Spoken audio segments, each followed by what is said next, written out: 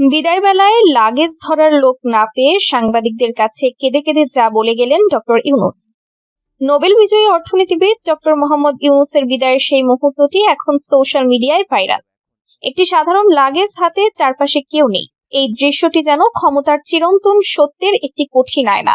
2024 সালের আগস্টে দেশের সবচেয়ে অস্থির সময়ে ছাত্র জনতার আহ্বানে অনিচ্ছুক হয়েও দায়িত্ব কাঁধে তুলে নিয়েছিলেন তিনি। লাখো মানুষ রাস্তায় নেমে ফুলের মালা দিয়ে স্লোগানে স্বাগত জানিয়েছিল।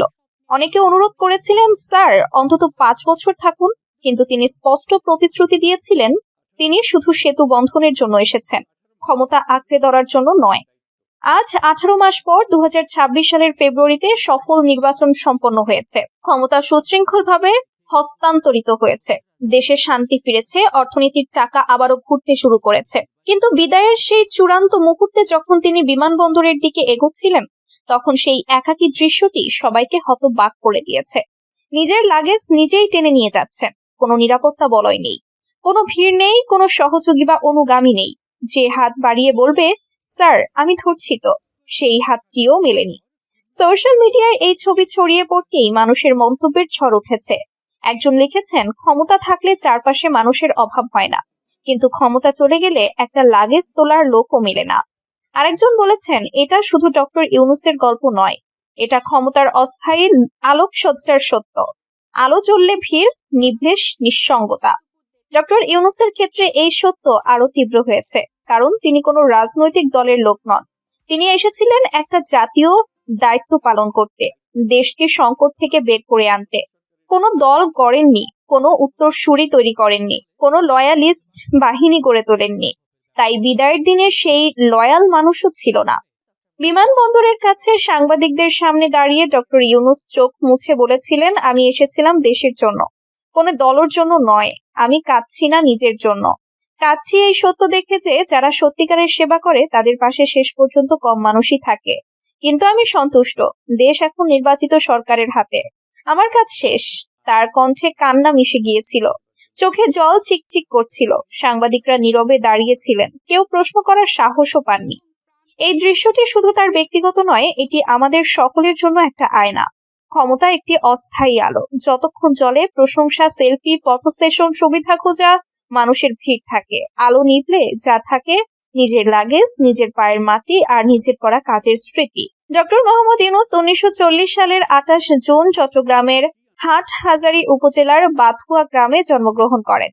ঢাকা বিশ্ববিদ্যালয় থেকে অর্থনীতিতে স্নাতকোত্তর করার পর আমেরিকায় পিএইচডি সম্পন্ন করেন। 2006 সালে তিনি এবং গ্রামীণ ব্যাংক যৌথভাবে নোবেল শান্তি পুরস্কার লাভ করেন। 2026 সালের ফেব্রুয়ারি পর্যন্ত তিনি বাংলাদেশের অন্তর্বর্তী সরকারের প্রধান উপদেষ্টা হিসেবে দায়িত্ব পালন করেন। তার নেতৃত্বে দেশের সফল নির্বাচনের ব্যবস্থা রয়েছে, সুষ্ঠু ক্ষমতা হস্তান্তর সম্পন্ন হয়েছে। বিদায়ের এই ছবিটি থেকে যাবে একটি লাগেজ হাতে একা দাঁড়িয়ে থাকা একজন মানুষ, যিনি দেশের জন্য সব দিয়ে গেছেন, কিন্তু দেশ তাকে সেই মর্যাদা দিতে পারেনি যা প্রাপ্য ছিল। হয়তো তিনি আর এই মাটিতে এভাবে ফিরবেন না, কিন্তু তার বিদায়ের এই মুহূর্ত আমাদের শিখিয়ে দিয়েছে সত্যিকারের নেতৃত্ব কখনো ভিড়ের উপর নির্ভর করে না, তা নিজের বিবেকের ওপর দাঁড়ায়। দলীয় পরিচয়ের কারণে কেউ যেন জুলুমের শিকার না হয়, বললেন শফিকুর রহমান। বাংলাদেশ জামায়াতে ইসলামীর আমির ও জাতীয় সংসদের বিরোধী দলীয় নেতা ডক্টর শফিকুর রহমান বলেছেন, শুধু দলীয় পরিচয়ের কারণে কেউ যেন জুলুমের শিকার না হয়। আমরা এই দেশ ও দেশের নাগরিকদের ভালোবাসি। যদি কেউ জুলুমের শিকার হয়, তাহলে আমরা প্রতিবাদ ও প্রতিরোধ করে তুলব। বৃহস্পতিবার বাংলাদেশ জামায়াতে ইসলামী ঢাকা 15 সংসদীয় এলাকার উদ্যোগে এতিমদের সম্মানে আয়োজিত ইফতার মাহফিলে প্রধান অতিথির বক্তব্যে তিনি এসব কথা বলেন। ডক্টর শফিকুর রহমান বলেন, সরকার ও বিরোধী দল মিলে যেন মানুষের অধিকার নিশ্চিত করতে পারি, সেই চেষ্টা অব্যাহত থাকবে। যে কাজ করলে আল্লাহ সন্তুষ্ট হন, আমরা আশা রাখবো সরকার সেই কাজটাই করবে। তিনি বলেন, এতিমদের আমরা এমন ভাবে গড়ে তুলতে চাই যেন তারা দেশ ও জাতি গঠনে অগ্রণী ভূমিকা রাখতে পারে। সম্প্রতি এখন টিভির 4 সাংবাদিকদের চাকরি হারানোর বিষয়ে সাংবাদিকদের এক প্রশ্নের জবাবে ডক্টর শফিকুর রহমান বলেন, এটা সাংবাদিকদের স্বাধীনতার উপর নির্লজ্জ আঘাত। আমরা আশা রাখবো এসব সাংবাদিকদের যেন চাকরিতে পুনর্বহাল করা হয়। কেন্দ্রীয় নির্বাহী পরিষদ সদস্য ও ঢাকা মহানগরী উত্তর জামায়াতের আমির মোহাম্মদ সেলিম উদ্দিনের সভাপতিত্বে এবং মহানগরী সহকারী সেক্রেটারি ডক্টর ফখরুদ্দিন মানিকের পরিচালনায় অনুষ্ঠানে আরো বক্তব্য রাখেন কেন্দ্রীয় নির্বাহী পরিষদ সদস্য মোবারক হোসাইন। মহানগরী নায়েবে আমির আহমেদ রহমান মুসা ইফতার মাহফিলে প্রায় 1000 এতিম শিক্ষার্থী অংশগ্রহণ করে। 3 সিটি দিয়ে শুরু হবে স্থানীয় সরকার নির্বাচন। মেয়াদোত্তীর্ণ ঢাকা উত্তর ও ঢাকা দক্ষিণ এবং চট্টগ্রাম সিটি কর্পোরেশন নির্বাচন আয়োজনের মধ্য দিয়ে স্থানীয় সরকারের নির্বাচন কার্যক্রম শুরু করতে চাইছে ইসি। এই বিষয়ে স্থানীয় সরকার বিভাগ ইতোমধ্যে নির্বাচন কমিশনের কাছে চিঠি পাঠিয়েছে। নির্বাচন কমিশন সূত্রে জানা গেছে, এই 3 সিটি নির্বাচন শেষে পর্যায়ক্রমে বাকি 9 সিটি কর্পোরেশন এবং পাশাপাশি জেলা পরিষদ, পৌরসভা ও উপজেলা পরিষদ নির্বাচন আয়োজন করা হবে। 2024 সালের 5 আগস্ট সরকার পতনের পর মেয়র, চেয়ারম্যান ও কাউন্সিলরদের পদত্যাগের প্রেক্ষাপটে অন্তর্বর্তী সরকার 12টি সিটি কর্পোরেশন, 330 পৌরসভা, 497 উপজেলা পরিষদ এবং 64টি জেলা পরিষদের জনপ্রতিনিধিদের অপসারণ করে। বর্তমানে ইউনিয়ন পরিষদ ছাড়া এসব স্থানীয় সরকার প্রতিষ্ঠান প্রশাসকের মাধ্যমে পরিচালিত হচ্ছে। তবে আদালতের আদেশে চট্টগ্রাম সিটি কর্পোরেশনের মেয়র হিসেবে দায়িত্ব পালন করছেন শাহাদাত হোসেন। ইসি সূত্র জানায়, অন্তর্বর্তী সরকার দায়িত্ব নেওয়ার পরপরই স্থানীয় সরকার নির্বাচন আয়োজন নিয়ে আলোচনা উঠেছিল।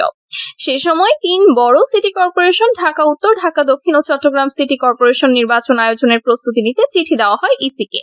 পরে অবশ্য বিএনপি সহ অধিকাংশ রাজনৈতিক দলের আপত্তির কারণে সংসদের আগে স্থানীয় সরকার নির্বাচন আয়োজনের সম্মতি দেয়নি সরকার। আইন অনুযায়ী মেয়াদ শেষ হওয়ার পূর্ববর্তী 180 দিনের মধ্যে সিটি কর্পোরেশনের নির্বাচন আয়োজনের বাধ্যবাধকতা রয়েছে। ঢাকা দক্ষিণ সিটি কর্পোরেশনের প্রথম সভা অনুষ্ঠিত হয়েছিল 2020 সালের 2 জুন। সেই হিসেবে গত বছরের 1 জুন এই সিটির 5 বছরের মেয়াদ পূর্ণ হয়েছে। ঢাকা উত্তর সিটি কর্পোরেশনের প্রথম সভা হয়েছিল 2020 সালের 3 জুন। এই সিটির 5 বছরের মেয়াদ শেষ হয়েছে 2025 সালের 2 জুন। ফরিদপুরে আওয়ামী লীগ কার্যালয়ে জাতীয় ও দলীয় পতাকা উত্তোলন। ফরিদপুরে কার্যক্রম নিষিদ্ধ আওয়ামী লীগের একটি কার্যালয়ে জাতীয় ও দলীয় পতাকা উত্তোলন করছেন যুবলীগ ও বর্তমানে নিষিদ্ধ ঘোষিত ছাত্রলীগের নেতাকর্মীরা। আজ শুক্রবার সকাল 7টার দিকে শহরের চকবাজার মোড় সংলগ্ন থানা রোডে পৌর মার্কেট ভবনের 2য় তলায় অবস্থিত কার্যালয়ে এই কর্মসূচি পালন করা হয়। প্রত্যক্ষদর্শীরা জানান, পাশাপাশি থাকা 3টি স্ট্যান্ডের মাঝের 2টিতে জাতীয় ও দলীয় পতাকা টাঙানো হয়। এ সময় যুবলীগ ও ছাত্রলীগের নেতাকর্মীরা জয় বাংলা স্লোগান দেন। অনুষ্ঠানে উপস্থিত ছিলেন ফরিদপুর শহর যুবলীগের সাবেক সাধারণ সম্পাদক আসিবুর রহমান, ফরিদপুর সরকারি রাজেন্দ্র কলেজের সাবেক ভিপি কাউসার আকন্দ, জেলা ছাত্রলীগের সাধারণ সম্পাদক ফাহিম আহমদ, জেলা ছাত্রলীগের সাবেক সহসভাপতি দেবাশিস নয়ন সহ অন্যান্যরা। দেবাশিস নয়ন বলেন, যুবলীগের সভাপতি মণ্ডলীর সদস্য মুজিবুর রহমান নির্দেশ ও আসিফুর রহমান ও কাউসারের নেতৃত্বে দলীয় কার্যালয়ে জাতীয় ও দলীয় পতাকা উত্তোলন করা হয়েছে। উল্লেখ্য, দীর্ঘদিন ধরে থানা রোডের কার্যালয়টি আওয়ামী লীগের দলীয় কার্যালয় হিসেবে ব্যবহৃত হয়ে আসছিল। 2022 সালে শহরের আলিপুর মহল্লায় হাসিবুল হাসান সড়কে জেলা আওয়ামী লীগের নতুন কার্যালয় উদ্বোধন করা হয়। এরপর থানা রোডের কার্যালয়টি শহর আওয়ামী লীগের কার্যালয় হিসেবে ব্যবহৃত হচ্ছিল। তবে 2024 সালের 5 আগস্ট আওয়ামী সরকার পতনের সময় হাসিবুল হাসান সড়কে অবস্থিত জেলা আওয়ামী লীগের কার্যালয়টি গুড়িয়ে দেওয়া হয়। বর্তমানে ওই স্থানে সরকারি উদ্যোগে জুলাই স্মৃতি স্মারক স্থাপন করা হয়েছে।